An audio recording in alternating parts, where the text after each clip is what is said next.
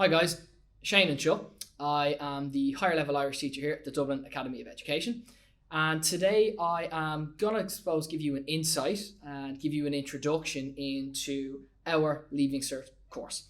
What's involved, what do you have to do, is it for you, should you do it, time management, give you the inside track really on what it's like to be a higher level student doing Irish. Is that okay? So over the next, few minutes or so, I'm going to take you to maybe some of the things that you think you've heard about higher level Irish, some of the things you've never heard about higher level Irish, and we're going to bust maybe a myth or two along the way. So first things first, what are the benefits of doing higher level Irish? Well, it depends what way you're looking at it. The benefit obviously is the more higher level subjects you do, the more points you're going to get. That's one way. If we're talking about job prospects in the future, pretty much any, industry you go to nowadays, there's a role for Irish. I have, friends that are lawyers, and when it comes to Irish, they'd send me over messages, emails saying, look, can you try your eye over this? I'm in charge of the Irish section in the firm. Look, you want to be a driving instructor, you can do it through Irish. There's pretty much any job in the world now. If you want to teach, if you want to lecture, if you want to go down that road, you can lecture Irish in pretty much every continent in the world right now. New York is crying out for Irish lecturers. There's online classes, you can teach anywhere. So look, Irish will open gates for you.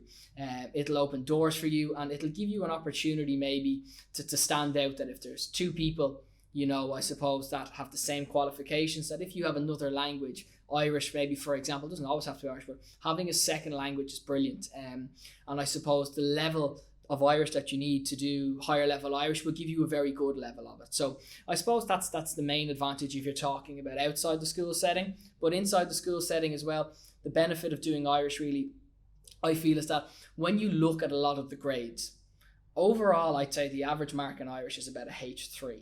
So that means the average mark for most people attempting, most people will get a H3 in Irish. And I would confidently say, doing the stuff here with me, that anyone who follows the instruction and kind of works with me and stuff like that, I'm often very surprised if I see people, below that H3 mark, because I believe that anyone can get a H3 in Irish, higher level Irish, if they're willing to work hard. I'm not saying that, it just drops from the sky and drops into your grade sheet. You work hard to get it. But as opposed to maybe some of the other subjects, like the workload doesn't have to be as heavy. If we compare it, let's say, to our two other core subjects, I know for Irish, there's 5 poems on the course. You probably have more poems than that and just one poet in English. And then when it comes to maths is all problem-based, where you're, figuring things out on the spot. Irish is somewhere in the middle where you know what the content's going to be in advance, bar the essay maybe, and you don't have to problem solve on the day. A lot of the stuff we can prepare, we can practice, and we can, I suppose, use in many different places, many different, I suppose, parts of the course and parts of the exam. So not everything you learn has to be new every single time. So I suppose that's the benefits maybe of doing Irish. One of the questions that students, I think, should ask themselves, maybe some of you have, maybe some of you haven't, is higher level Irish. Is it for me? Am I right for it? Is it right for me? Sounds like we're having a relationship here with a subject. That's not the case at all, but are you suited to it? So let me talk to you some of the things you should consider. Look, if you're a student that is willing to work hard, if you are willing to take instruction, and very often if you're willing to maybe go that little extra mile, if you're that type of student, I believe you'll do very well in Irish. Like if you're happy to put in the work, if you're happy to, get your stuff back off your teacher. One of the big things with Irish is that the paper 1 essay, 80 of the 100 marks for the essay/debate is for spelling and grammar and the standard of your Irish. So in most subjects, I find when you get a test back, you'll pick up your test, 86%, test goes in your bag and inadvertently will end up in the bin. That's what happens. You don't, learn anything from them. You don't really go over them. You see your grade and you move on. Irish is really, really different from that. That you've done an essay under pressure. It's been a timed assessment. And what that means basically is that under pressure, we can now pick out the areas that you thought you knew, but you didn't, that you made mistakes on. And remember, if 80 of the 100 marks are for spelling and grammar and the richness of your language, it's really important that you learn from your mistakes. So one of the things I do is, let's say, we'll do an essay in class together. I'll give you an example of one. You'll then go and do one. I'll give you loads of resources to do as well. You'll be doing your own one. I'll correct it, give it back to you. And then what happens? This is the way schools should work when it comes to higher level Irish. And then you should do an assessment on it, because we'll start to pick out the nitty gritty bits, the bits that under pressure you cannot do, or the bits under pressure that, hey, this worked really well for you, we're going to keep this going. And that's what I think the most important thing is about Irish, that if you're happy to keep working, like, no one's going to be perfect. No Irish teacher is perfect. That, you know, you're constantly working. The language is alive and it evolves. So if you can work with me on that, work with your teachers on that, then it's for you.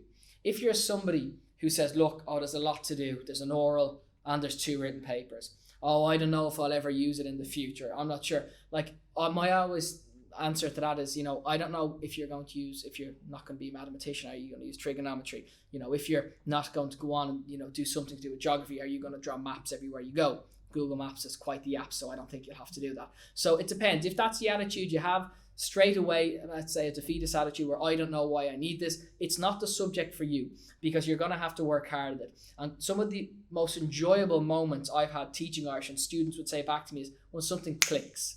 When you get that moment where I never thought I could understand the past, the present, the future tense, the conditional mood, the Tishel Ginneruk, and we do it together, and you call me down and you show me your work and you say, hey, is that right? I say, absolutely, you did that by yourself. And that's one of the most rewarding things for a student, where all of a sudden as the year progresses, you get less and less of asking me for help, but you actually start just calling me down to confirm what you already knew was right. Because I like to, I suppose with Irish, I think you want to empower your students, not overpower them. Give them the opportunity to develop, because the essay writing, it's all about topical issues. I want your opinions. I can like give you my own, but I want you to develop your own. So that's the type of student that it's suited to. Exam. What's the exam like? The exam's simple. There's an oral that takes place in April. That's done before the exam ever takes place. The oral is very structured. There's 4 parts to it. There's a fáilte, Irish na Filiachta. So you've got your like welcoming, you've got reciting of the poetry. It's basically you read a poem off a bit of paper. You have your conversation and you have your chora. I know orals can be intimidating and people hate the idea of, you know, talking to someone for 15 minutes.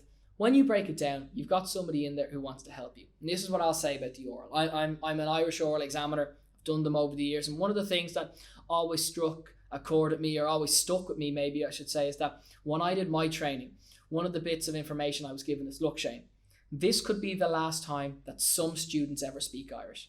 I could be interviewing someone in ordinary level or higher level. They may never need Irish again. So if this is the last time that they're going to speak Irish, let's make it a positive experience. Let's make sure that they leave going, hey, that was good, that wasn't horrible, and I actually achieved something there. So your oral is not something to be feared. I say think of it as a performance. It's your chance to shine. And again, in 6th year, in 5th year, you start the oral work as early as possible. Oral work doesn't start 3 weeks before the oral. It starts on day 1, and you do little bits all the time. As often as you can, keep speaking, saying it, make all the mistakes you want. Mistakes in the classroom are the best thing you can do, because you've learned something.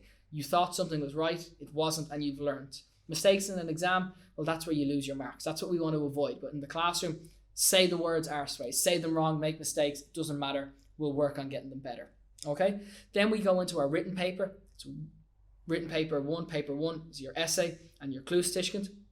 So your ashta, your essay, and your oral, your clustishkent.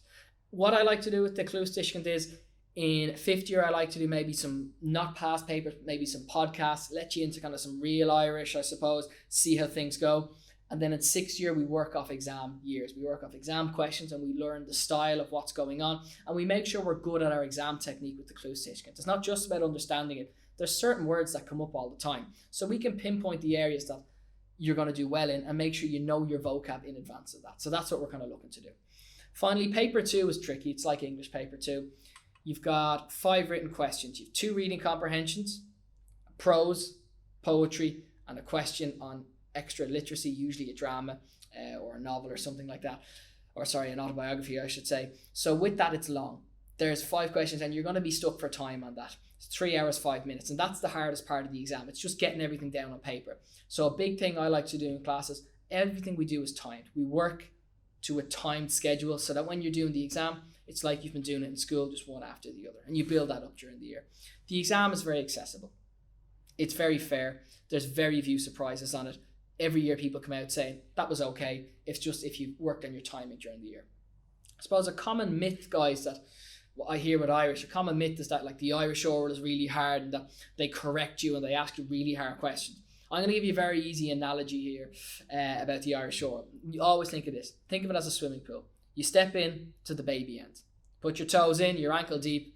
Nobody's worried, even if you can't swim. And as the oral goes on, we bring you further and further and further up that swimming pool until you're at a point where you're treading water, you're swimming, there's nothing beneath you. And what happens is we'll keep asking you questions that get slightly and slightly harder. And if at any point we see you slip under that water, if we feel you're drowning, we pull you back and we'll ask you a simple question to get your confidence back. That's what the oral is. So if you're getting asked difficult, challenging questions, that's not bad. That means you're up the H1 end. And we're just trying to establish if you're a H1 or a H2 student. So don't worry about that. Some people will say, I got no easy questions. That's because we established very early you didn't need them. We realised quite early in the exam that you were a H3 student and we wanted to see were you H2 and then could we get you into that H1 category. And we're giving you the option, the chance to express yourself in the more difficult topics. So that's the common myth about the oral, that they're there to correct you and they're narky and they're cranky. We're not that bad. We're there to award marks, not take them away. And the last thing I get asked a lot at the start of the school year is, how do I get organised for Irish? Well, there's 3 areas of our course that are more important than anywhere else. Your essay, your Irish oral, and your reading comprehensions. The essays take longest to learn. There's no beating around the bush here. They're 3 pages. There's no other question that comes close to being that length with that detail and that standard of Irish. So if you start all your essays after Christmas, let's say you're a 6th year, you've got 6 months till your exams. You've also got all your projects and every other subject due. You've got 2 weeks to mocks to take out. You've 2 weeks of Easter. You're looking at 6 or 8 weeks gone there straight away. So think about your timing. You should be looking to do most of your written essays between October and Christmas. Get them done, dusted, on paper. And what you do is week by week, you start ticking them off as you learn them. And then after Christmas is when you're starting to do your tests on them, because you've had loads of time to prepare and to learn them. The same with your oral. If you leave all your oral material to like January, February, and your orals in April, you'll get the bare minimum done. You'll be able to answer all the topics you need, but you won't have that richness of vocabulary. So if you start from September and you get a topic perfected each month, don't even worry about every week, every day. Get, the topics perfected month by month by month, but get a much higher standard and do it slower, rather than the person who crams at the end. We notice the richness, Severus na Gaeilge we call it, the richness of your language, how good it is, the phrases, that type of stuff. So if you leave everything last minute, you don't pick that up. You get the basics and you scrape over the line. Start early as you can, and keep tipping away at it. Like any language, Irish is a language and languages are alive. You must do small bits often, little and often. Cramming Irish for 1 hour a week, every week, will be no benefit to you because you'll fall behind. 20 minutes every day is better than a 2-hour block session every Saturday. So my advice to you to get organised is get your hard questions done as soon as possible. Get them on paper, get them prepped, get them corrected, so you have your material there that you're able to work off. And also for the oral work, get started as soon as possible, little and often. What I like to do in 5th year is do 2 or 3 Irish orals. In 6th year we do 6. Get talking as much as possible, get practicing, and find a friend who's willing to do it properly with you. Do the group work where you ask questions, he or she answers back. That is invaluable, that you don't rely on your teacher to correct you all the time, that you've got a pal there that works with you, and the two of you, along with the help of your teacher, strive towards getting you the grade that you want. Okay, that's just a quick introduction, guys, to higher level Irish in secondary school with myself. Hope you found that useful, and I wish you the very best of luck, and I'm sure I'll see you soon. Slán go fóill.